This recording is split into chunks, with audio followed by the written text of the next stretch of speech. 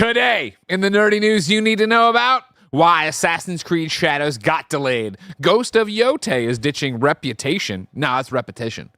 It's Yotei, right, still? Yotei, yeah. I freak out every time. I don't need this to be a Ghost of Tsushima. Yotei. Yotei. No, I'm saying that. Yotei. And Avatar The Last Airbender is getting a big game. We'll have all this and more because this is Kind of Funny Games Daily.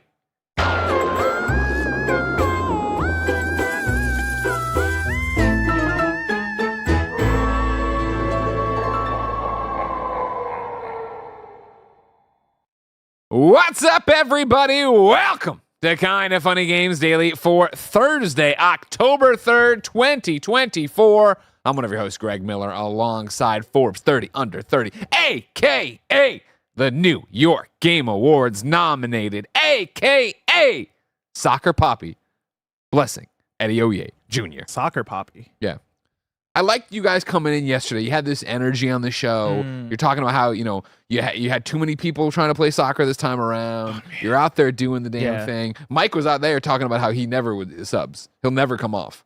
When he runs by and you're yelling, sub, he puts his head down, actually doesn't hear you. I'm glad somebody admits it. He did. Every 2 minutes, I'm standing on the sidelines being like, if you're tired, sub out. We got 5 people out here. We want to get time in the game too. Sub out if you're tired. Yeah. Just nobody. Because Yeah. everybody wants to get their game time. I'm like, sub out if you're... Really, I'm saying, get the fuck out the game so that people out here can play, but nobody wants to hear me. You should yell, They just want to play. Yell that at Mike next time. Yeah, but here's the thing. Mike's pretty good about it, though. Mike's not one of the people that never He's subs not one out. of the problems. There's like two or three people on our team that just never sub out. The problem is they're also the best players. And so I'm like, part of me is like, I don't want to pull them out because if I pull them out, we're going to get fucking destroyed right here. Yeah. But at the same time, I'm like, but we got people that need to get into the game. But they're trash. They should take the hint and stop coming to the game, That's why I stopped But the coming. good people? The bad guys. The bad people. No, but it's exercise. It's about the good times. If you're that desperate for exercise, just run along the sidelines. Yeah, but that's not as fun. No, it isn't, but you shouldn't have done this. You're not good at soccer. Yeah, but again, it's not about winning. Isn't it? And You guys always say it's not about winning. Listen, snuff. if it was about winning, we would have quit 2 seasons Yeah, ago. I was going to say, We're 4 seasons in, But and this, I'm pretty it sure feels we like won you got 0. a good thing going on this time. Yeah, that's what I always like to think. The problem, there's always a unique problem every season. The problem this season is that we have too many people. We have 8 spots on the field. One of those spots is the goalkeeper, who's Eric, right? And if Eric ends up not showing up, I'm the goalkeeper. Oof. But how does that work for you? It's not the worst, but it's also not the best. You're I not prefer Eric in there. Okay. But that's already 1 slot taken. 2 of the slots need to be girls, and so that leaves Says who? The rules, the official rules. I fucking tell you, 2024, this woke corp. Dude, I had a whole thing a few seasons ago because if you're the captain, you can open up a drop-in spot if you know that not enough people are going to show up, or you don't have 2 girls that are going to show up or anything like that, right? Yeah. One of the drop-in slots I had to open up a couple seasons ago was I had to open up a spot because we only had 1 girl showing up, and then it filled in as non-binary, and I was like, okay, cool, that's gonna work out. And then person shows up, and I was like, all right, cool, this is gonna work. And I had a whole argument with the other team because they were like, it's 2 girls, and I was like, they're non-binary, come on, let us through it. It was a whole thing. Don't you believe in freedom? Yeah, I was like, it's 2024. Also, your team is let me go get your fucking anyway. Trump hat, you bigot. Yeah, let me show you our losing record if you really care that much that we're gonna win.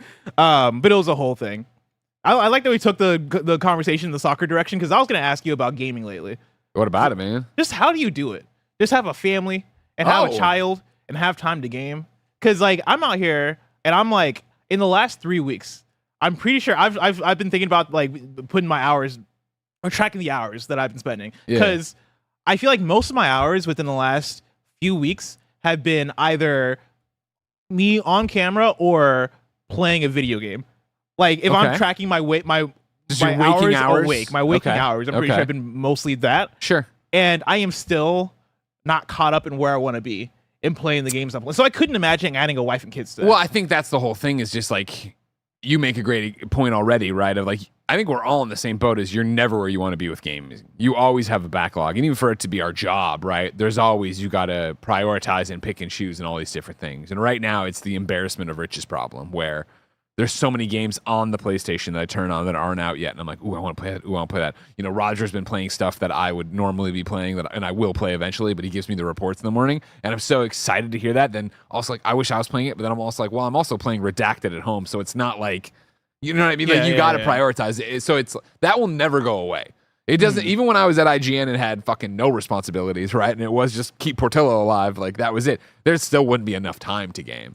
And so it really comes down to, I think, you know, budgeting time and prioritizing, where it is like, you know, for us, again, this is our job, which is nice. So the afternoons where you are able to book out and say, I'm playing from 1 to 5 or whatever, right? I know you go home a lot and play stuff there, right? Or I'll try to do it at my desk and it never works, but I try to. In Starfield, where I was like, I'm just going on stream because I know that'll actually end with me playing the game over there, or that kind of thing. And then at home, just, you know, being very much like, got to do this. Me and Joey will have a fun conversation soon on content about last night. Where it was like, I could take it easy, and I looked at something like, oh, I gotta go right now. I gotta go right now, and I gotta do this, so I do the damn thing or whatever, and powered through it or whatever, because it's how it is. But it's the fucking season. But I think it's also like, for me, it's still so odd isn't the right word, but I'm still not used to having the team. You know what I mean? Like, we really are, and this isn't even just pumping kind of funny up, even though you should. Come on now. We really are in a very different spot in 2024 going into 2025 for year 10, where it is that thing of like Roger's filling in the gaps. The stuff that usually would be a Greg game that I can't go I'm not playing because I'm playing something else that is also a Greg game, and people would want to hear me talk about that more than this. The fact that Roger's able to step up, but he's not filling the gaps like, oh, I know Greg can't do it. He's doing it like, oh, I want to play this. And so the fact that that's happening, and Tim did Zelda, and you're working on X, Y, and Z, and Barrett's doing this, and blah, blah, like, it is that thing where it doesn't feel like, if I don't play something, if you don't play something, it'll never get talked about. Like, we're in a very interesting spot with the team where I feel like okay, cool, you can do it, but I also know what it's like to be like, I want to be part of every conversation, though. Yeah. I know on Thursday, this is going to be the headline. It's going to be a big deal. I want to be a part of that conversation. And for me, it's like, you know, not even me thinking about the coverage of Kind of Funny. It is even me thinking about the games that I just personally want to play. Totally. And granted, I think part of it is the me problem of, I think I just tend to like certain genres that have very long games. Yeah. Because like I've been trying to juggle like a couple to like 2 to 4 games essentially I'm trying to juggle here, right? And like there was a couple nights ago where I was like, okay, let me boot up Starfield. You know, I know Greg really wants to check out the DLC. I started playing it, I got an hour into it, and I just felt the hour that I wasn't putting into the other games. Totally. No, and that's such a real thing. That's such a real thing. And like one of the other games I'm like 70 hours into. There's another game that I already put in 10 hours into, and I'm like, it's not enough though. It's not enough for where I want to be. One of my games that I'm looking forward to. Nah, that's too. I don't want to start playing Guess Who, where I start giving out enough details. People are able, but it was like, do you want this advanced code? Your progress. I'm like, fuck no. I got enough going on right now. I'm not where this game is. This game is not a marquee. I need to do it. I can wait and play it on day and yada yada yada. But it really is right now. It's funny to have this conversation because I have been thinking, now that I'm on the other side of Starfield. You know, I'm on the other side of something else that you'll know about soon or whatever, because I forget if you can talk about it, so I'm not going to bother. But it's like next week, I think I need to go into my Google Calendar and open up the personal calendar and be like, from this day to this day, play this. And from this day to this day, play this. So I know at a glance now what to do. But even then, it'll inevitably be that I'm going to say all that, and then it's going to be, but I'd really like to play more of that Diablo expansion. I never did this, and I that. Like, I think that we don't talk about people who play games for review or previews or whatever, is that like, sometimes you'll boot up a game, like even if you have it scheduled, you boot it up and you're just not feeling it in that moment. It's like the last thing I want to do is play this video game right now. And for me, when that happens, it's such a, I mean, you know, of course, heavy is the crown, smallest violin. I know, you know, we have a privileged life and a privileged job, but it's that thing of like, when I'm not feeling it, I'm now at a place where I will stop, especially with the way Kind of Funny is and what we do and who we are and how we review games, where it's way better for me to stop and say, I didn't commit fully to this. I didn't do the thing because I wasn't feeling it, because I need to. If it was like, I want to play Starfield right now so badly, I want to play Diablo so badly right now that whatever I'm reviewing, I can't enjoy, that doesn't do the review any justice, because I'm going to come in and nickel and dime it for all these stupid things, when in reality, it was just, I just didn't feel like playing that game right there. 100%. Yeah. So just, you know, quit soccer. That was stupid. Stop going to the gym. That was dumb. I mean, that's only like, soccer that's like an hour. You know, the gym. An hour? How long does it take to get there, Bless? Like 20 minutes. And then when you're done, do you go out for drinks and stuff? I mean, not often, but sometimes we'll stop at McDonald's, get a McFlurry. Yeah. That's like just an extra, like, what, 15, 20 minutes, though? It all adds up. So, like 2 hours overall, maybe. Yeah. But you get home, you got to shower. I'm too lazy. I go to bed stinky. Dude, the amount of times I'm like a little petulant child where I'm like, all right, I still got 30 minutes. Oh, no, I got to shower. Yeah. Fuck, I'll stop here, I guess. I hate showering, blah, blah, blah. But shower in the morning. Just wake up. No, because now with Ben's schedule, I've become a shower at night guy. That way I can just wake up and be right into dad mode and do whatever needs to happen. Because I shared one on Instagram yesterday, which was me. I should open it here. I commend you for like, I get worried about the not showering in the morning because that's when I would start to get self-conscious about myself and like how I smell or whatever. I would never like. You seem put together and not non-smelly in a way where you're making that work for you. Thank you very much. So I appreciate. Yeah, if I noticed a problem, I would change something about it. I think if anything, it's just at the end of the day, I feel this isn't, I think, a real thing, but I feel more like oily. You know, like think about like when you're like not almost 24 hours out from the shower. You wash your face in the morning? Of course. Okay. I'm just an oily guy, you know what I mean? I love pepperoni pizza. Potato chips. Anyways, I shared this on Instagram. This is a tweet somebody put up. My kids and I play this fun game where I wake up early to enjoy a coffee alone, and they wake up earlier to make sure that I don't. And it was like such a real thing of like yesterday when Jen was out of town on her business trip. I woke up and I'd set the alarm, and I'm like, it's 6:05 every day, but I'll snooze. But I was like, 6:05, I'm going to get up. I'm going to go out there, make coffee. I'm going to start breakfast because Dad and his partner were coming over. They're visiting for Ben's birthday. And I was like, I'll get ahead of everything. And of course, like literally my alarm goes off and I hit the snooze or whatever. And Ben, Daddy! I'm like, oh, we're going. It's a morning where we are just going right away and right into it. Golly. I digress. Let's get right into some video game news because this is Kind of Funny Games Daily. Each and every week down a variety of platforms like Twitch, YouTube, and podcast services around the globe. We run you through the nerdy video game news you need to know about live. If you want to be part of the show as we record it, go to youtube.com/kindoffunnygames and super chat there with your questions, comments, and takes on the day's news so you can be part of the show. If you love this show, we ask you that you support it with a Kind of Funny membership. With the Kind of Funny membership, you get all of our shows ad-free. You get the ability to watch us record the afternoon podcast live as we record them. And of course, you get your daily dose of me in a series we call Gregway. You can pick it up on youtube.com/kindoffunnygames or patreon.com/Kinda Funny, where there are a variety of other tiers there to get you happy hours where you can call in and talk to us, and then the physical tier item that is going to be spooky this year. Month. I almost had it. You know what I mean? It's one of those, I've seen the cut of the thing Nick's doing, and it's great, but it's not out yet. Yeah. You know what I mean? So I'm not sure where we're at with that one, but I'll tell you about it later. I assure you it's going to be good.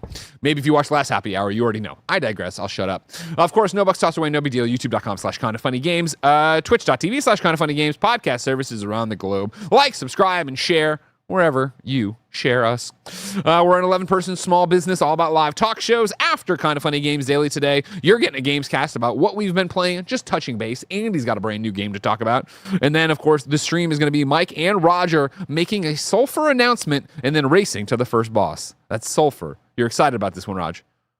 Yeah, I'm excited about this. We have some fun stuff planned, and it's a cool little announcement for a cool little indie game. You guys should check it out. I like that. If you're a Kind of Funny member, Gregway has been submitted to Cool Greg. It is what you should be for Halloween. Thank you to our Patreon producers, Delaney Twining and Carl Jacobs. What you should be for Halloween? Yeah, what you should be, the listener. Oh, yeah. Are you going through like multiple write-ins of people Someone asking? wrote in and there's a whole thing. Okay. Do I get fired up? I get fired up. Of course, Okay. as you always. As always. Thank our Patreon producers, Delaney Twining, Carl Jacobs. Today we're brought to you by Shady Rays, but we'll tell you about that later. For now, let's begin the show with what is and forever will be the Roper Report. Time for some news! That was some Kevin energy right there. 7 items Like on the Roper spirit of Report. him is here. Baker's Dozen! They've been really good. Yeah. The they've been Baker's creative. Dozens have been really, really good. Oh, yeah. Number 1 on the Roper Report, Ubisoft developers pushed for Assassin's Creed Shadows delay. This is Blair Marnell over at GameSpot.com. Before you continue, Roger, who was that? Oh, thank you. Never asked. Sorry, that's a good question. It was. Can I ask the guy who went, It was Dean Andrejevic. Ooh, okay. Thank you, Dean. That's like a WWE name right there. I'm going through it. Until late last month, Assassin's Creed Shadows was slated to be released in November of this year. Ubisoft subsequently made a surprise announcement that the game has been delayed to early next year. But according to a new report, this was far from a surprise to Ubisoft Quebec, the studio behind Shadows. The developers have reportedly been pushing for a delay for months. Ubisoft's announcement stated that Shadows' new release date was implemented to give the developers more time to polish the gameplay, because the company wanted to apply the lessons it learned from Star Wars Outlaws' disappointing rollout. The game has reportedly sold only around 1 million copies thus far. Inside Gaming's report states that both of those reasons are true, but adds further context by stating, quote, Assassin's Creed Shadow is currently not at the stage it needs to be for release, end quote. There are still adjustments to be made to fix the remaining bugs. However, the larger issues apparently revolve around the desire to shore up the historically accurate aspects of the story. One of the reasons stated for this 11th hour change is that, quote, historical experts were brought onto the project much later than usual for a project of this magnitude, end quote. At least one silver lining from Ubisoft's latest moves was the decision to reverse the company's stance about releasing new games on consoles and Steam on day one. That was apparently a frequently requested change for some of Ubisoft's employees. Of course, Assassin's Creed Shadows is launching day and date on consoles and Steam. Any of this surprise you? The reasoning, a bit. You know what I mean? Of like, I wouldn't have thought it was this historical experts being brought in. And they're like, no, there weren't DeLoreans here. You know what I mean? Like, what? Yeah. You know what I mean? Like, they're finding all these different things and like flaws about what their story was and narrative was or world was for what Japan was back then. That's an interesting take, because usually, you know, love them or hate them, the Assassin's Creed games are usually applauded in recent history for what they're doing with history and having those, you know, I mean, I would think since educational the modes. I remember when I first played Assassin's Creed, I was in my first year in college. I was still majoring in graphic design. Before Your passion. Before I changed my major, because I was like, this is not my passion. I'm not good at this. But in that first semester, I was taking an art history class, and I was playing Assassin's Creed while taking that class. And as I was playing through the game, there were like historical structures and like buildings and stuff that I was learning about in class that I was encountering in Assassin's Creed, and my mind was being blown. I was like, oh snap! Like, it is really cool how much they care about, you know, capturing these things from history and like really, you know, upholding this stuff. And as you've gone forward throughout the years of Assassin's Creed, you've gotten them adding in the educational modes and, you know, things to really highlight how much care they put into maintaining a lot of, I guess, just the historical and educational aspects of what they can do with their game world, and then doubling down on that, with those modes. That's one of the things that I think people have always held special about Assassin's Creed, which does surprise me a bit that this wasn't a from the beginning. This is the thing we're driving towards. Yeah, but also I think does make me believe that they would delay because of this, right? If there's anything they care about when it comes to Assassin's Creed, it is like trying to make sure they do justice to, you know, maintaining a level of we care about authenticity. This. Yeah, there's a level of authenticity here that we want to maintain, and so them delaying to make sure that they don't fuck up that part of it, I think makes sense and is good on them to do. Yeah. Again, as we've talked about repeatedly, right? If you want to delay your game, if you think this is what you need, then delay your game. I'd always, no matter what it is, let alone Assassin's Creed Shadows, a game I'm looking forward to because of being an Assassin's Creed fan. Yeah. Then delay it away. Yeah, take your time. So it is interesting that, according to this, right, devs have been reportedly been pushing for the delay for months. That's an interesting wrinkle to it as well. But again, like, I don't know. We're getting this. We talked a little bit about this yesterday on the GAMESCAST about, hey, what's going to be the big 2025 games and hype check and all that jazz. I feel like there's something wrong with Assassin's Creed Shadows. Mm-hmm. I want to believe it's Assassin's Creed I've been asking for a long, long time. I liked what I saw at the SGF demo, but the fact that it's been so muted since then. Yeah, I know they've put out a trailer here and done this there, and then, of course, the TGS thing, but then they pull out of it and then they delay it, and like, I don't know. Something just doesn't seem right. Interesting. And I don't think it's like, don't get me wrong, it's going to be a 4 out of 10 or something, but it's like something doesn't seem right, at least from how I'm feeling based on just what I'm saying. Everything everybody else knows. Yeah. Could totally be wrong. But even for this, like, the developers have been pushing for a delay for months. And so like one of the big reasons is the historical accuracy. I mean, I think that combined with just general polish, and I'm sure there's bug fixes and all that stuff. I think the historical accuracy part of it does come from feedback they've gotten from people, right? Sure. Like I think there was a community within Japan that was like, hey, we don't like this isn't accurate. Like we don't like how this thing's portrayed. And I think it's probably somewhat of a response to that, which I could see. And then if it's that, and also, hey, we think we can make this game better just from how it functions. There are bugs here, there are polished things here that after looking at Star Wars Outlaws sales performance, we want to make we're viewing as this is a thing that really matters. This is a thing that maybe might affect sales if we're not able to get this right at launch. I think that makes sense. I think this is an interesting one too, right? And because the company wanted to apply the lessons it learned from Star Wars Outlaws' disappointing rollout, what lessons do you think at this stage of the game you can take from Outlaws and apply to this? I mean, just don't come out buggy. That's what I'm assuming about Outlaws, right? Okay. Like and you played way more Outlaws than I did. And correct me if I'm wrong, chat, right? Like, I don't remember the bugs being my big problem with it. I had just big problems with You didn't like the entire setup of the game. You know what I mean? Like, Yeah. I don't remember falling through the world being the big deal and the problems with that. My other thing with it too, I think you talking about how it almost feels like there's been a bit of like silence or a bit of like weirdness in the air. I wonder if they're spooked by just like the general response. When I say general, I guess I mean more so the internet response. When I say that, I mean the toxic internet response to Assassin's Creed Shadows and how people feel about the protagonists and there not being like, oh man, there's a black samurai and he wasn't a samurai in history, and like people getting mad about that bullshit, right? Like we've seen within the last year or so that side of the internet drum up more and more, and grifters get more of a voice to like mobilize people and go after people, and I'm sure they're seeing a lot of that. And we've seen like weeks ago on the show, there was a statement from Ubisoft which felt like it was a bit pointed in that direction of trying to comment on that while commenting on everything else. Yeah. I wonder if they are like seeing that and going, ooh, like how do we create a message that's going to appeal to everyone? How do we create a message that's going to like, you know, kind of control what's going on there? And like the answer to that might just be it's impossible, right? Because people are going to get mad about what they get mad about. Yeah. Yeah, and I guess that's maybe that's part of it, where I feel like, I guess,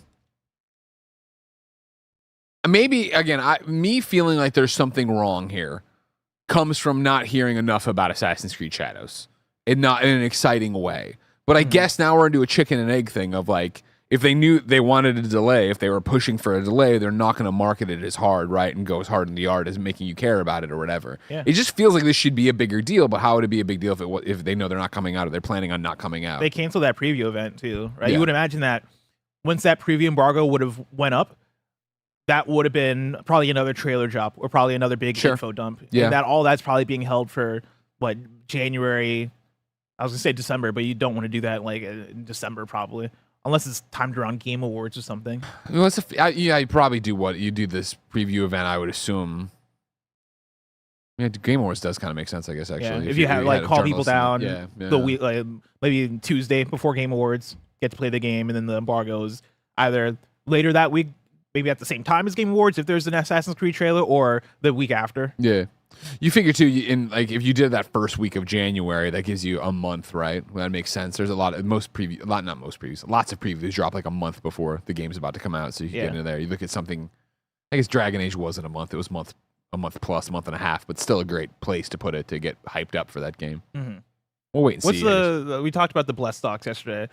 Greg's stock on Assassin's Creed Shadows, again, like it sounds like it's chipping down a little bit. I would say, yeah, it's definitely come down from SGF. I was like, oh, that was great. I can't wait to see more. And I guess I haven't seen more. It just, you know what I mean? I just feel like they're not talking about it. But again, it makes sense if you're not putting the game out. It's just a weird thing of video games and marketing. And again, I liked what I saw, and I was like, I could see me putting in a lot of hours there. But again, I'm a weirdo. Everybody knows that. But like leaving that, right? What the two games I talked about were Assassin's Creed. No, actually, it was Star Wars Outlaws, right? But for this thing, I talked on this show after SGF about Assassin's Creed and New World Eternum. Mm-hmm. In New World Eternum, don't get me wrong, is an action RPG MMO coming to consoles, yada yada yada. Like it plays like an MMO, right? Like it's stiff, but it's like, hey, the gameplay I feel is actually fun of doing all these different things. And ooh, I'm excited to try this skill tree and do this thing and go in here and like I'm gonna be bow and arrow main, but I'll also probably use a sword and shield, and that's really cool. Blah blah. Like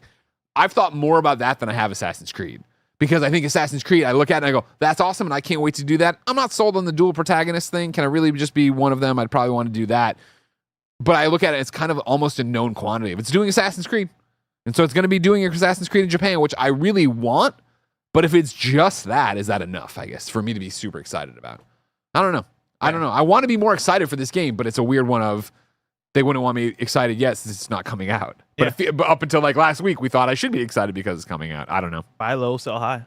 Exactly. Right now, the Greg stock is at a low. Yeah. Which is good, right? Because then they get a chance to go over the top. that- It could go the opposite where Star Wars Outlaws, I did the preview at SGF and I was like, man, this is going to be great. And I was like, I do not like this. Because they canceled whatever preview event, right? That I forget who reported it, but assuming they canceled Everybody. the preview event. Yeah. They're going to have another one. Oh, yeah. It's not like they're like, all right, let's never have that preview event. So I think whenever that happens, you're going to get that big marketing push, and that's when they're going to be ready to talk about it in a bigger way. Yeah. And I think that's when it is. That's when you sell the Greg stock. Everybody who's bought it at a low price. Thank you.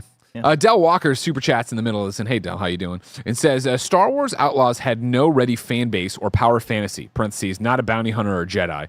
Assassin's Creed has both and will do much better. I'm not worried about the sales of Assassin's Creed. I'm worried about the quality of Assassin's Creed. I'm worried about like you and Andy are both like, is this the one? And I feel like that level should be matched by me and Barrett as Assassin's Creed fans. They're like, I can't fucking wait. Mm-hmm. And it's weird to be here and not do that. But again, it makes sense if the game's not coming out in 2 months or whatever, or a month and a half now. The million sales for Star Wars Outlaw seems insane. Yeah. Like to the point where I'm like, there's no way. I believe it. A million for a AAA Star Wars game? Yeah, because again, like Star Wars isn't what it used to be in terms of mind share and fans just being, I rock for Star Wars no matter what.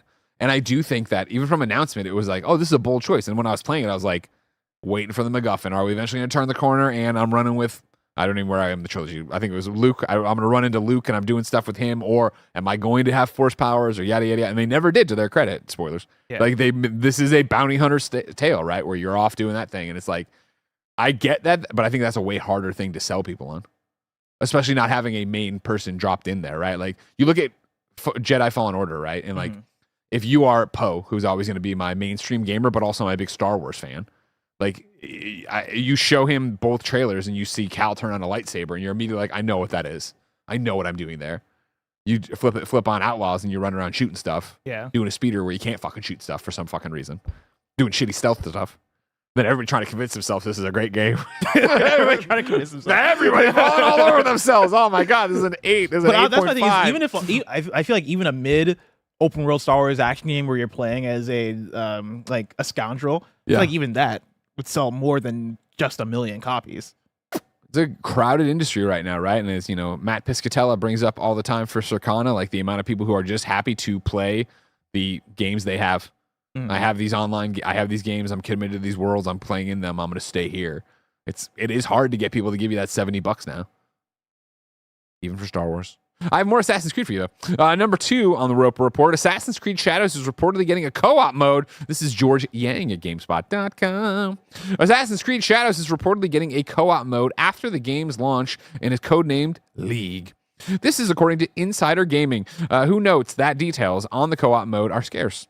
The report speculates that it could allow for dual protagonists in Naue and Yasuke. No.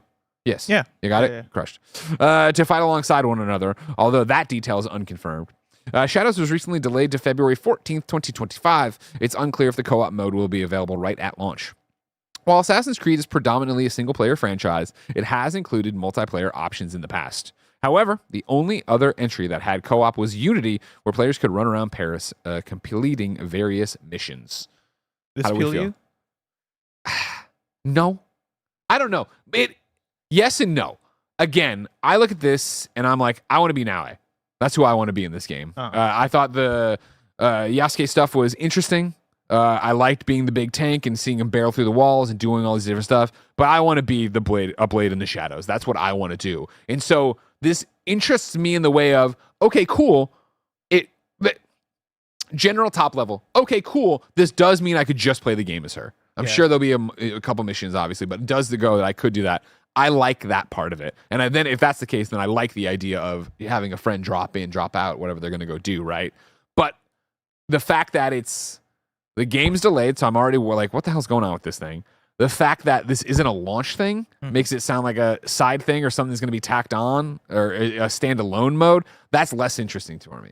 I think it's going to be in the same thing when we jump to Ghost of Tsushima, right? Yeah. And Legends there.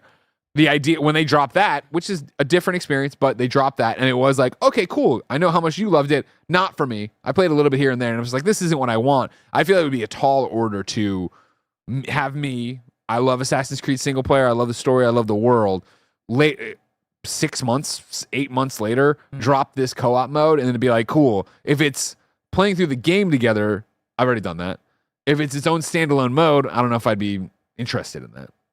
I like the idea of it. I'm speaking as somebody who's not super into Assassin's Creed, and so I would defer to you more so for an accurate take on it. But the idea of like having one player play as Yasuke, having another player play as Naoe, and being able to have, let's say Yasuke's in combat while Naoe's sneaking around taking people out. That just sounds cool as hell. Yeah. And I like the idea of them experimenting with that because like plenty of people love playing games co-op, right? Plenty of people love playing games as a social experience. And this strikes me as one where, I feel like games that have dual protagonists, it makes a lot of sense to do like a co-op kind of thing. Not always, obviously. Like, Spider-Man 2 never got a co-op mode, but Spider-Man 2 did get a co-op mode. It'd probably be pretty sick. Yeah. And so, this sounds cool to me. It's a shame that it sounds like it wouldn't be a launch thing. I mean, we have to assume it's not a launch thing, right? Since they've not even talked about it yet. And that's my thing where it's like, for me to be, if they would have said from the start, hey, it's Assassin's Creed Shadows and it's this game that can be played co-op or single player, then I'd be more excited for it. Yeah. If it was the DNA, the ground floor, the foundation of this game, I'd be like, oh, cool, you're going to build the game for that.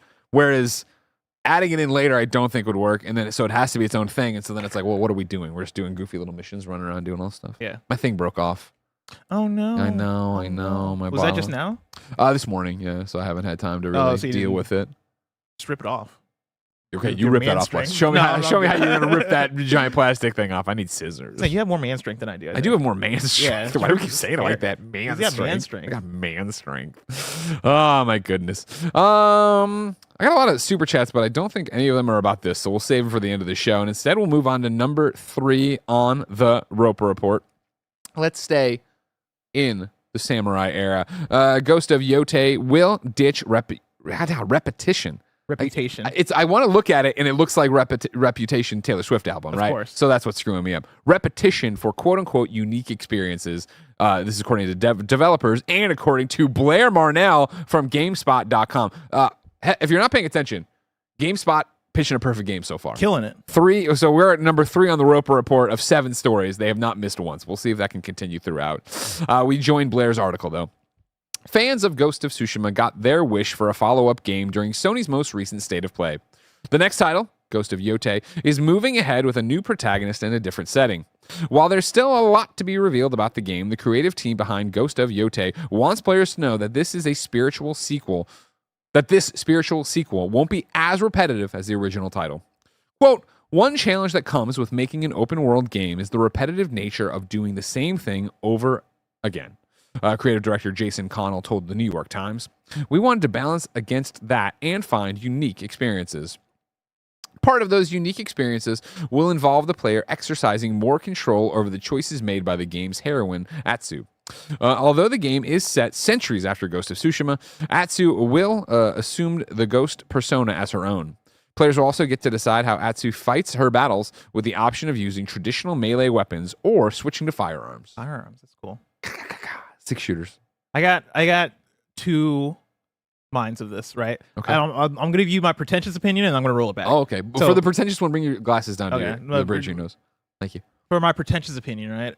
I think the best open world video games are the ones that don't do the repetitive thing, right? Are the ones that are here's a thing that you're going to discover that's going to be completely unique, right? Yeah. I think of games like Breath of the Wild. I think of Sure. games like Elden Ring, right? I think of Sure. games that are, hey, go in a direction, you're going to run into a thing. Oh, it's a fucking dragon. Then you got this one-time big dragon boss fight Yeah. or whatever. Oh, you go down this cave. Oh, you got a cool bit of story here, right? I think those are the superior open world games. Now I'm going to put my glasses back and say, I think the repetitive open world games are also very much needed. It's nice. Oh, sure. It's so nice to have something that is, you open up your map and you see 4 different types of structured missions. And you know that if you go down this way, you're going to get a tower to climb. You know that if you go down this way, you're going to get an encampment to invade. Yeah. That stuff is so nice. And like, I think I used to be like, after playing Breath of the Wild, I had a little bit of time there. I was like, every open world game needs to be this. And now I've snapped back around to being like, nah.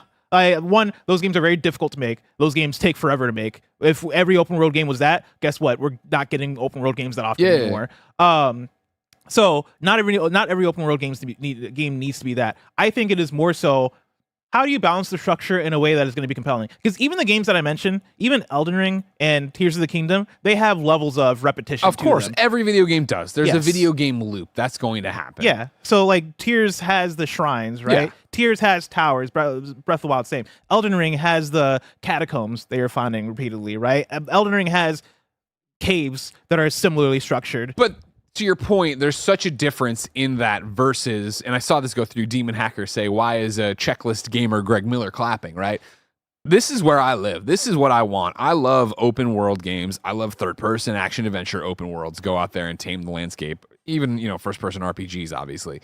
But like, why am I clapping for this? Because that sounds like such a breath of fresh air. That's what I want out of these experiences, but it doesn't mean that I can't enjoy the other version of it.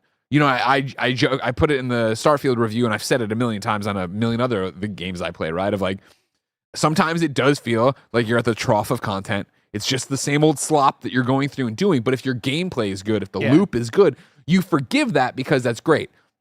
When I think of everything we're talking about, especially coming off of Assassin's Creed, right? And like, I'm like, I should be more hyped for Assassin's Creed. I think this is a great parallel to why I'm not hyped for Assassin's Creed to the level that I'm hyped for Ghost of Yotei, right? Because even before this news would have happened, I think of what Ghost of Tsushima was, and it felt not new, but new, right? We're following the wind, and now I'm chasing the fox, and now I'm doing this thing, and the cinematic and knocking my sword up right before a duel. Like, that all felt awesome, where as much as I love Odyssey, when you play Origins, I'm like, oh, here's where that comes from. When I play Valhalla, I'm like, oh, here's the evolution of that. And when I look at Shadows, I'm like, that looks like Assassin's Creed. I'm going to enjoy that. Hey, they're taking too long to make an Assassin's Creed. I will play a dumbed down version called Rise of the Ronin and enjoy myself there too. Not finish it, but have a great time for the trough that I'm eating from. Yeah. Seeing the icons on the map to go do the thing and go do the thing. I always thought that, and this is one you could dial it back even for in general and look at the Infamous games. When I talked about Infamous and how much those games mattered, and really getting an Infamous 2 for sure, but Second Son, yes, when I would talk about that on Beyond or whatever, it was the idea that Sucker Punch went and made these games that are so big and so alive and look so great, especially Second Son. But then it was like, oh, it's still very much a fucking video game of here's the graffiti spray can pointing down, oh, go do the thing here and do the same thing. Ghost of Tsushima took all that to another level in terms of visuals, I think performance, what Sucker Punch is a studio, but it was, all right, chasing another fox. Yeah. All right, cutting down this bamboo. All right, doing the sit in the bath and, meditate or whatever, which I liked, but I always found a juxtaposition and a friction point between like this beautiful open world you've clearly lovingly crafted, and then here is one of the several flavors of things to go do. Yeah. And it felt like that was something that I think held back the game in many gamers' opinions of like, man, it's beautiful in this, but it is still like, I have no interest in chasing this fox. I have no interest in doing this thing, blah, blah, blah, blah. Yeah. And so to see this and have them Jason say this right here, that's way more exciting. I as a checklist gamer and all this stuff would appreciate it to be like, if there's fewer activities but they're all different, hell yeah, whatever, let's go do that. Yeah, I think there are really good examples you can look at as something that you would categorize as a checklist game. Spider-Man, for example, you look at, and that is 1000% a checklist game, right? You're going and you're doing the same types of missions, but I think they have a good amount of variety to it, but then also like a brevity to it that allows nothing to feel like it's overstaying its welcome. Exactly. And that was what we talked about a lot with Spider-Man 2 compared to Spider-Man 1. It's like, yeah, okay, there's, side missions, you're doing the same stuff, but the side missions are hitting like main missions. Even the things you're doing repetitively of getting the spider bots are building to something where you're like, wait a second, this is really cool. What am I doing? Like, all this feels important, not just like I'm cutting. I don't even remember what I got as a reward in Ghost of Tsushima for cutting the bamboo, other than a platinum trophy eventually. But it's like, like, yeah. The example I would give for another game that really leaned heavy into the checklist thing to almost an egregious degree, but it still worked on me, was earlier this year Final Fantasy VII Rebirth, where that game, there was a moment while I was playing that game where I was like, I'm gonna 100% this thing, and I got to one too many areas where you know what, fuck it, a new area opened up and I was like, fuck this, I'm not doing all this shit anymore. But that's a game that is checklisty as hell, but it's a game that worked for me as well, because I think there is, even though sometimes we want to poo-poo the checklist stuff, right? We want to be like, oh man, I wish there was more unique shit here. I wish there was more like, exploration, discovery aspects, which you want in every open world game. But I do think emergent gameplay, 1000%. I think there is a part of our brains where when you open up the map or you open up your quest log of activities and you see that you have 5 towers, 4 caves, 7 orcs to take down, or whatever it is, there is a part of your brain that is the let me knock this shit out part of your brain that like is very satisfied with that kind of thing. When it's done, you get that hit of joy, like, oh, I've completed everything in this area. I'm sure I'm sure that's still going to be there in Ghost of Yotei. Like, I don't think they're going to go full. You can't, like, again, because it is game, right? Like, it is a video game where you need to be doing the same thing. But I would love, just throw in some like unique secrets, throw in some unique like one time, oh man, I discovered this thing and it led down this route of like I found this new cool area. Having those unique aspects that aren't tied to those structural checklist shit. Yeah. Oh man, like those are my favorite moments in video games. A couple things about this. We got Casper J87 super chatting on youtube.com/kindoffunnygames, just like you can, saying, you think Ghost will have a dense world like Assassin's Creed from cities, NPCs, etc.?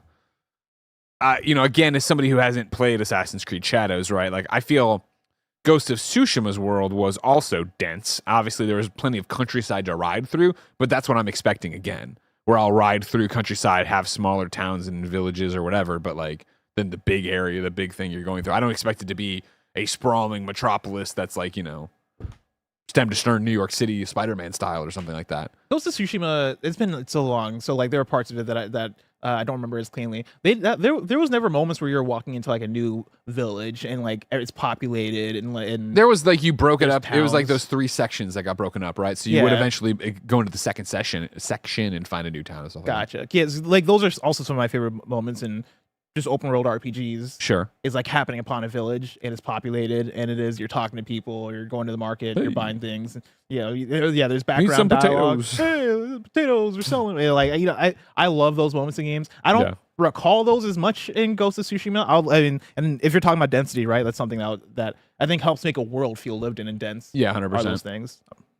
And then, but I mean, to the question, I imagine Assassin's Creed will be more dense because that's usually, again, what I see from an Assassin's Creed, but we'll see what goes on. And then CJ Splits On says, no more detective vision following footprints. Was that a thing in Ghost? That was in Ghost, yeah. Which I did think was like, this doesn't feel like what you're going for here, but it's a video game again, where I understand it. Was Batman did Batman Arkham introduce detective vision in a bigger way? I think it introduced detective vision the way we call it detective vision, but I think games before then many times had a second sight that you were looking for and finding the clue or doing whatever. It's just Batman made so much sense for it to be on the cowl.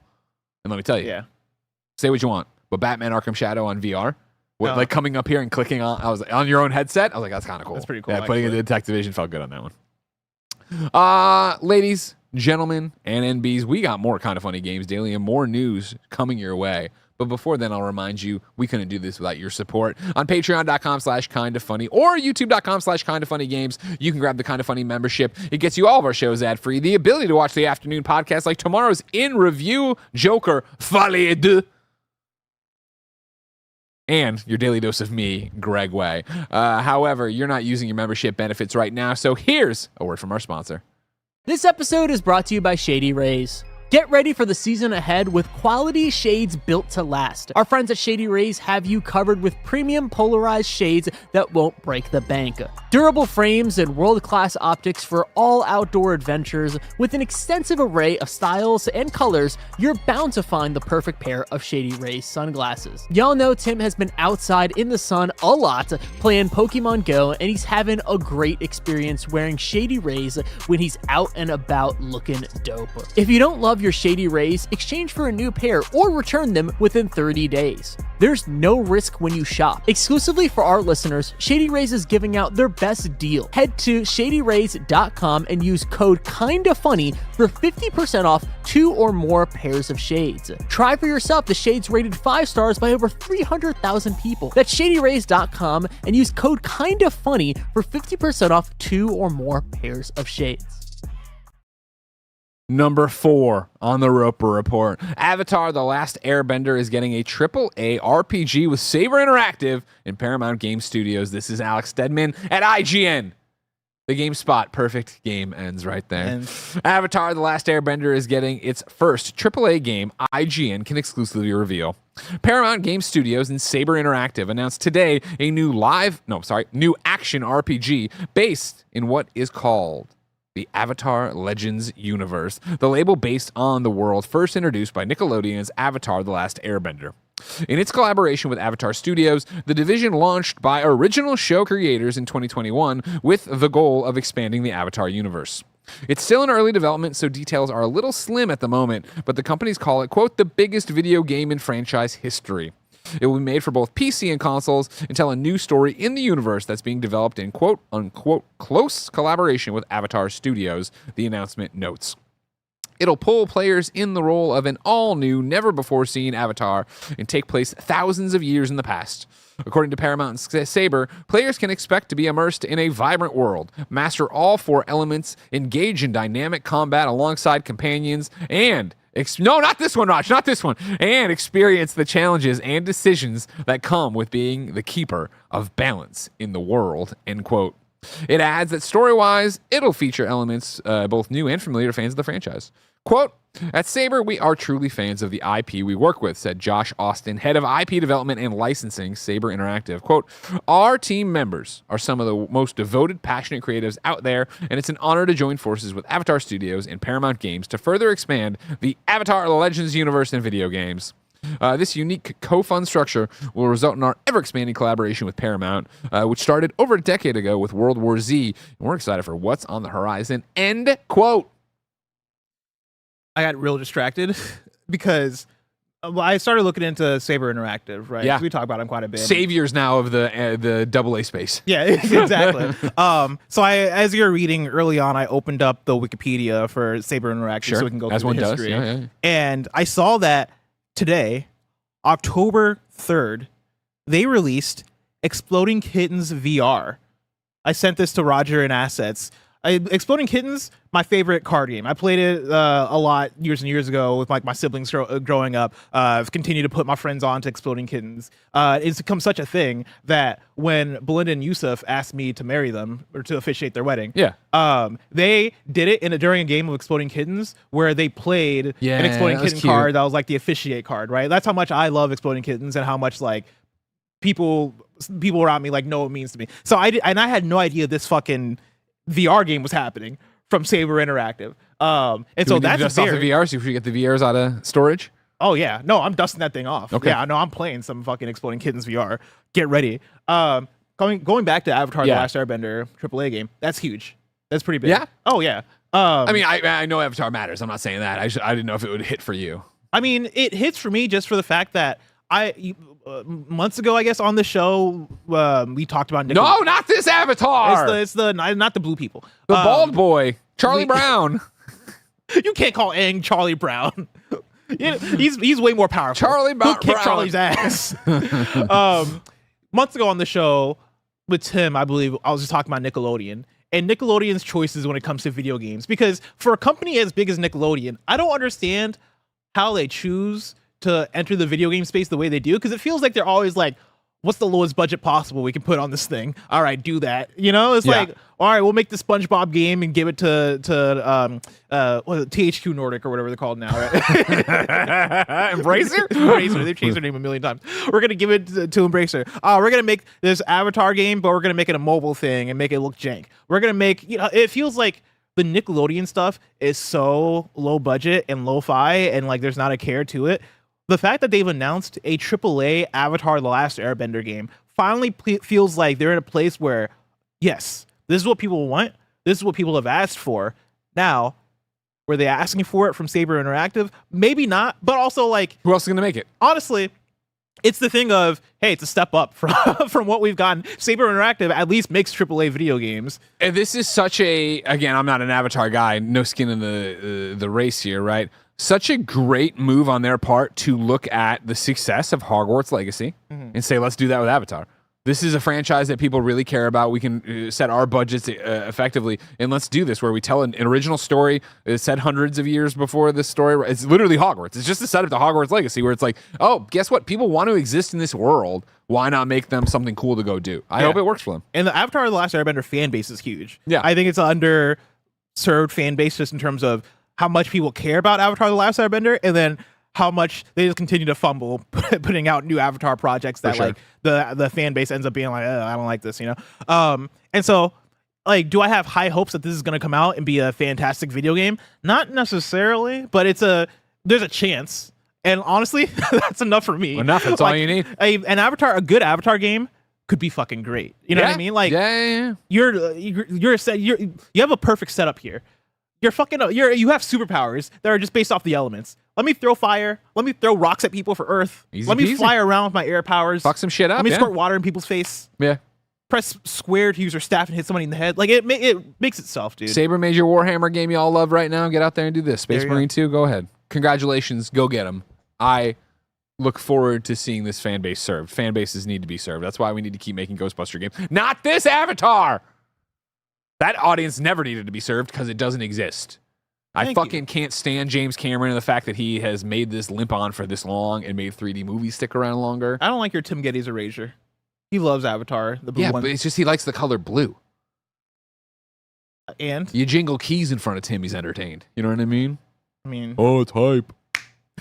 that is how he sounds. Number 5 on the Roper Report. Konami says remaking Metal Gear Solid 1 would be harder than Metal Gear Solid 3 Snake Eater. This is Ryan Dinsdale at IGN.com. Konami has said remaking the first Metal Gear would be much more complicated than its incoming remake of Metal Gear Solid 3 Snake Eater. In an interview with Famitsu, translated by Genki on X/Twitter, that's a sentence, not even, that's just an intro. Metal Gear Solid series producer Noriaki Okamura. Nailed it. Thank you. I'm trying real hard. Didn't shut down the possibility of other remakes, but made clear they wouldn't be coming anytime soon. This is because a remake of the first Metal Gear Solid, alongside the original 2 Metal Gear games released for the MSX2 and Nintendo Entertainment System, would require the creation of many brand new elements. Remaking the third game as Metal Gear Solid Delta Snake Eater, officially Metal Gear Solid Triangle Snake Eater, was seemingly much simpler than previews for the game have already noted that it's practically a one-for-one remake with little deviation. Okamura, which is a misspelling of the first name. So it's either Okamura or Okamura. Come on, IGN. This is why GameSpot's destroying you this episode. Yep. Said Konami is currently considering the next steps for the Metal Gear Solid franchise, which has been somewhat dormant since the departure of creator Hideo Kojima. But we'll wait to see what the reception of Metal Gear Solid Delta is before deciding on next steps. Blessing. Greg, this made me have a weird thought of, is PS2 the beginning of modern gaming? Because PS2, I feel like, is the line where we can make one-for-one remakes. Like, if you think about it, right? I feel like we're getting a lot more remakes from the PS2 era that are just like, reskin it, make it look a lot prettier. Shadow Colossus, this. I think it's yes. I'm sure I think you're right? Because I think if you're when we say we want a remade Metal Gear Solid, right, we're definitely thinking of it having the mod. I mean, it's like literally just like we want it to be we want it to be Twin Snakes, but people want it to be more faithful to the original. Is basically what they're looking for, right? And they want it to look like a modern game. And top down Metal Gear Solid, both and as they point out, in Metal Gear and Metal Gear 2, right? Like, and then in Metal Gear Solid, that's not what, when you think of Metal Gear and you picture Metal Gear, you're probably not picturing that. You are picturing 3, 5, Peace Walker, whatever, like, you know what I mean? But a more traditional way. Yeah.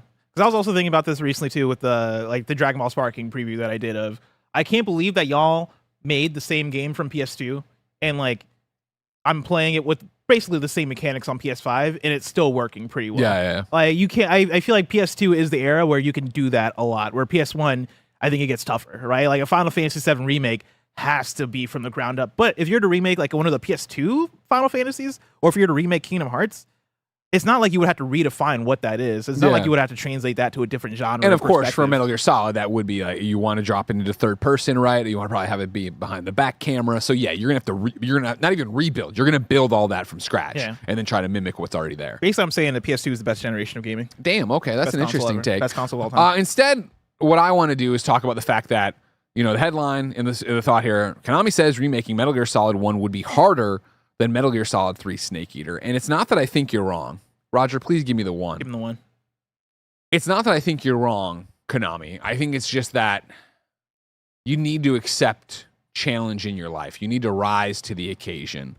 I feel like it's my job as someone who wants Metal Gear Solid 1 remade so badly that you need a pep talk. And so I'm happy to be here. Thank you, everybody at Konami. Thank you for playing this in the conference rooms, the lunch rooms, sharing it on your work from home Slack and everything else there. I thought a lot this morning about how I could inspire you, how I could encourage you to rise to the challenge of remaking Metal Gear Solid. And I said, you know what? If it ain't broke, don't fix it. So I'd like to take you to Rice University, September 12th, 1962, and read you a little snippet. You've probably heard before, but maybe you haven't contextualized it the way you should in this instance. We choose to go to the moon. We choose to go to the moon in this decade and do the other things, not because they are easy, but because they are hard. Because that goal will serve to organize and measure the best of our energies and skills. Because that challenge is one that we are willing to accept, one that we are unwilling to postpone, and one which we intend to win, and the others too. That's JFK, as read by Greg Miller. Oh. Konami. Choose to go to the moon. Yes, it will be hard, but the fruits of your labor will be so sweet. Thank you. You don't want to just play Twin Snakes? I do. Please put out Twin Snakes. Give me trophies for that. I'm all fucking about that as well. You can just go back and play it. They already remade an MGS1. You can play it. Yeah, but I gotta get a GameCube. What's wrong with the GameCube? I mean, I want to get trophies. We covered this. I want to play it on my big screen and have it look as good as possible. But like, do you need to get trophies? No. Exactly. But I want them.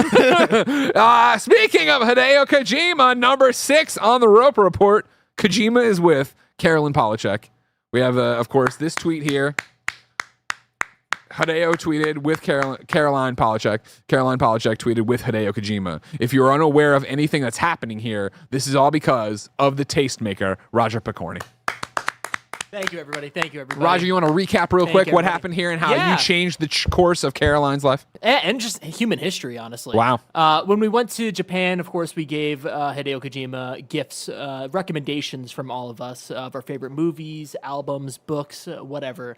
And I chose Caroline Polachek's latest album, and I gave it to him, and I looked at him and I said, hey, Kojima, I think you'd really like this album. And then he kind of looked at me and just kind of put it aside. And I was like, okay, well, that's the end of that. And then since then, he's just been posting all of these images of him listening to the album. Caroline has been reposting all of his posts.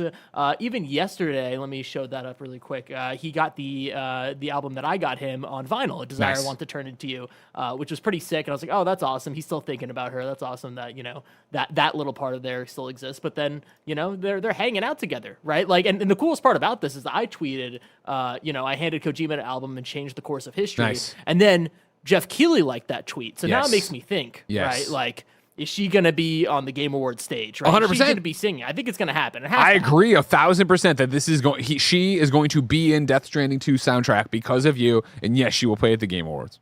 Thank you. That's all I needed. That's all I need. And thank you. And I just need a special thanks in Death Stranding 2. That's all I need. That's just a little bit. Just like Roger Picorni from Kind of Funny. I went to retweet your thing and I ran into this tweet you retweeted of Candle reviewer. Roger is born. Caroline Polachek is in Death Stranding 2. There it is. Question for you, Raj. Hi. You know this artist well. You're a big fan of it. Yeah. You keep saying Polachek. Yeah. And I say Polachek because I wrestled with the Polachek brothers in the suburbs of Chicago. Have you heard her pronounce her name, Polachek? And I'm just doing the, of course, BYWF Polachek brothers. No, interesting. That's interesting. I've never heard it the opposite way. Maybe I'm just making this up, but yeah, me and my girlfriend say Polachek, so maybe it is. Maybe it is. Maybe they're related, honestly. That'd be insane. But I think at some point we would have heard about this. You know what I mean? Because she would have been like, I want to dedicate this to my two brothers who wrestle in Greg Miller's front and backyard, the Polachek brothers. Yeah. Never forget when Bob jumped off the top of their van, a big old van. This is like, an 80s van. Jumped off the top of it onto a cardboard box we set up, right? No. Let me tell you, we dislocated his hip because this box was not ready to take over. No. He went down and like just the wind of his body crushed it before his body touched it. God. So he just went gah, right there. Good times. Great times. The fact that any of us are alive is amazing. But all my BYWF stories, Roger changing the course of Death Stranding 2. These are big stories. Big. I'm sick of big stories. I want small stories. I want the tiniest news I need to know about. Where should I go, Bless? You should go to our last news story, the Wii News channel, where we cover all the small news items you need to know about.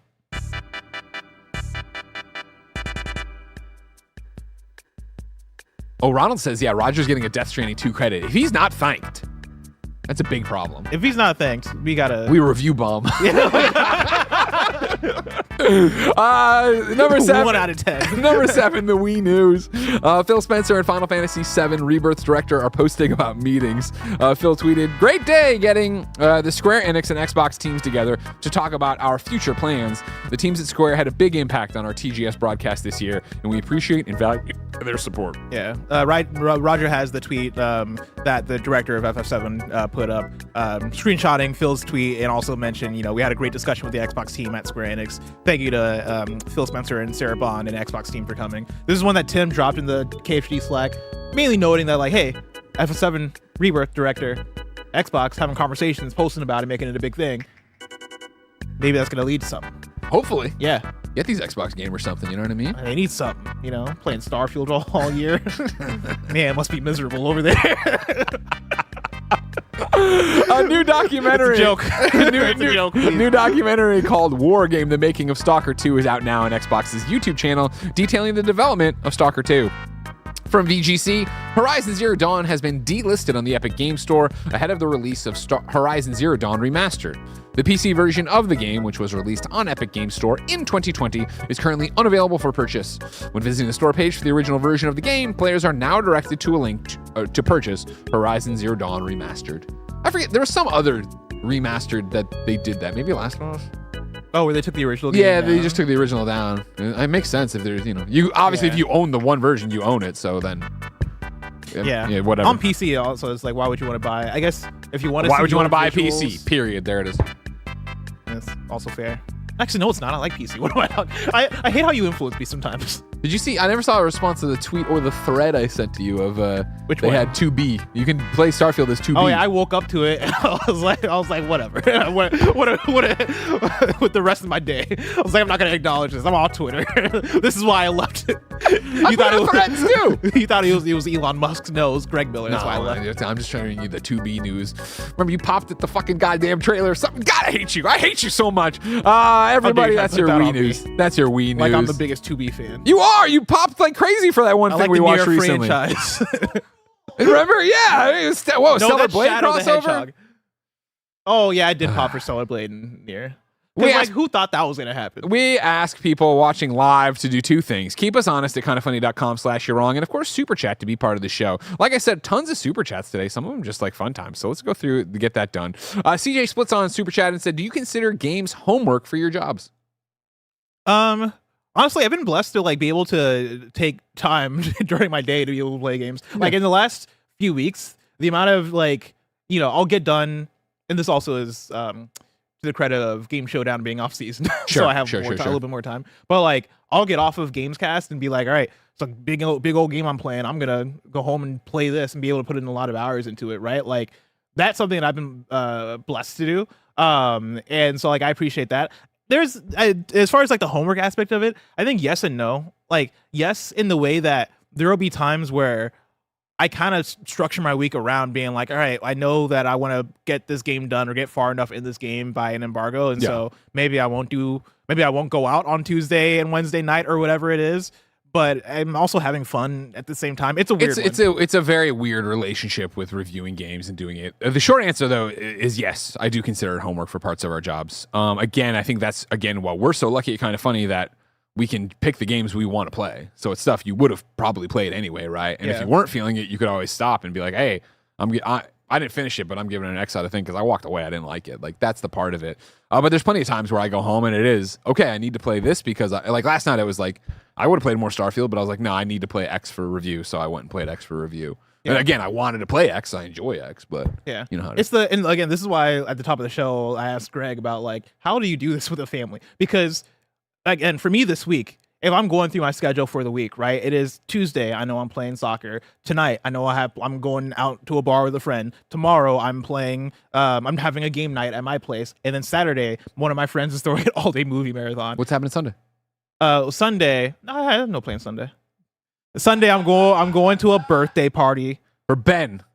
Show some respect. Eating tacos. Very excited. About that. Very excited about tacos. But like, I know those are the things that I have scheduled, and then literally all the free time between all that, I know for a fact I'm playing video games. And like, again, I don't want to sound complainy about it because, again, that is a blessed place to be in, and I appreciate the fact that, like, oh shit, I get to play video games during all that time. But there is also an element of trying to find time to also like do nothing or find times to do chores and grocery shopping, of course, cook to live. And do all this stuff. Yeah. And it's hard. It's just hard to balance. I think that's more so the struggle of it is balancing activities. It's not about what the activity is. It's more so about like, how do I find time to be able to play a 100-hour video game or 50-hour video game and then also do everything else? We're so lucky for what we've built here. And I'm not at all trying to push this narrative on any of you that didn't have to do this. But I think back to reviewing games at IGN. And that was a different thing, right? That was, I'm going to roll credits on this game to review it. And so that would be like, I'm not going out Saturday and Sunday. Like, I am waking up, pouring a cup of coffee and playing until I go to bed. Like, those kind of things. And this isn't insulting that at all. I'm just saying that was, for me, the rules of that job. And yeah, there would be, of course, take days off or try to balance this. That came later. But as you got more responsibilities out of IGN, it became even harder to do that kind of thing. And so I remember so many times where it was trying to turn a deadline, trying to do a thing where here, I hope at least, you tell me if I'm wrong, we encourage you not to do that. Like, yeah, budget your time, play the game you want. But if it is that, I want to fucking take a walk on Saturday. I don't want to play this game. And you show up on Monday for the review and you're like, I took a walk on Saturday and I didn't beat the game. We're all like, cool. What did you think? What do you think so far? You know what I mean? I think there's also a part of me that I understand that you guys would be like that, but there's also a side of the audience that I'm like, I want to do right by them. I know there's people that are going to expect me to be far in this game, right? Like I not felt bad, but like I think back to certain reviews, like Elden Ring, for example, where by the time I hit the review for that, I was 20 something hours in, and I think Andy and Tam were like 40 hours in, and I'm like, man, if only I had sacrificed doing these things, maybe I could have gotten That's something there. we put on ourselves, and the people who want to be mean in the comments would be mean about the comments about something else. Like that's just not what we're trying to build. The Black Myth Wukong comment that pissed me off was like, there was I think for that, right, I was 12 hours in, Andy was 25 hours in. And there was somebody that was like, why is Blessing even on this review? And I'm like, because he has a fucking opinion. He's played the video game and he has an opinion to talk about the game. Yeah, and it's like, I try to be as transparent as possible about. That's the whole point of what we do, right? Oh, I was playing this other thing, or oh, I had to fly to Japan, or like whatever the thing was. But I there's a big part of me that wants to give the best product possible to the audience, and part of that for me is like playing as much of a game as possible as I can, for sure, to be prepared for review or conversation or whatever. And so yeah, it's more so me putting internal pressure on myself as opposed to like you guys. Yeah, and I get that for sure. I do want to live up to like, oh yeah, let me do the best I can at this thing, and sometimes that means like I'm going to play as much as possible. I'm going to just give the Blessing specific ones here because a lot of people want to talk to you. What's up? Brand Cake says, hey Bless, any chance we get a Tekken 8 stream in the future where you fight us? Just a thought. I mean, I would love that. I think it just depends on the streaming schedule and what makes sense. Love that. But that sounds fun. And I said that, I think actually that was the only one. Why is this running so shitty today? I can't scroll real well. Mr. Hawk says, hey, kind of funny best friends, age 21 plus in Salt Lake City on tomorrow, 10/4, come to Urban Lounge for a fundraiser for my RSL group, Salt City United. Win some, this is just flipping out. And it's moving. Like it's one of those where I scrolled. See, like there's like I see what's happening.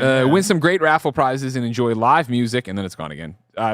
Whatever Mr. Hawk said, it's freaking out. I can't do it. Yeah, win some great Thank you. raffle prizes and enjoy live music. Free entry, doors at 7. Love that.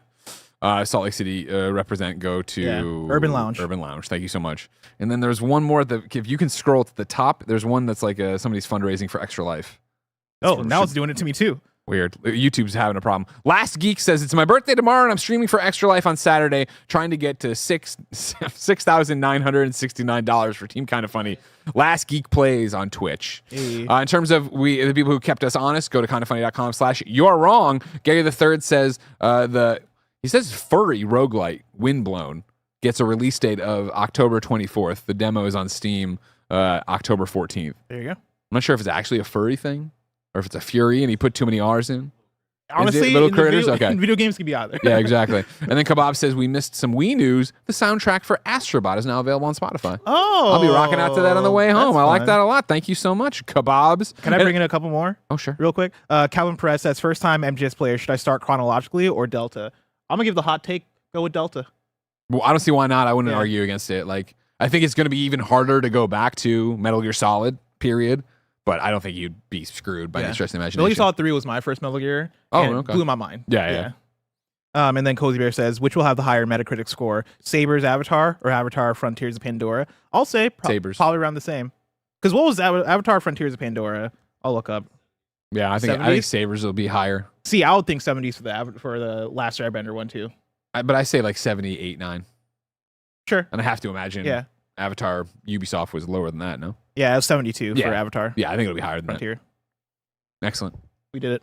Everybody, that's another episode of Kinda Funny Games Daily in the books. If you loved it, we'd love it if you support us. Go get the Kinda Funny membership, youtube.com/kindafunnygames, patreon.com/kindafunny. Get all the shows ad-free. Get the Gregway every day. Get the afternoon podcasts as we record them.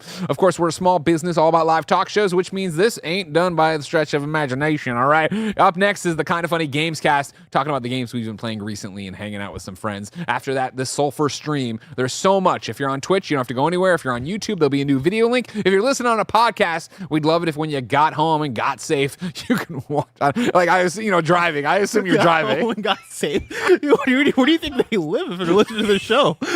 They're like fighting Terminators in the street. they're in hell listening. They're all in the hurricane in North Carolina. I digress. Go ahead to youtube.com, subscribe, likes, share, all that jazz.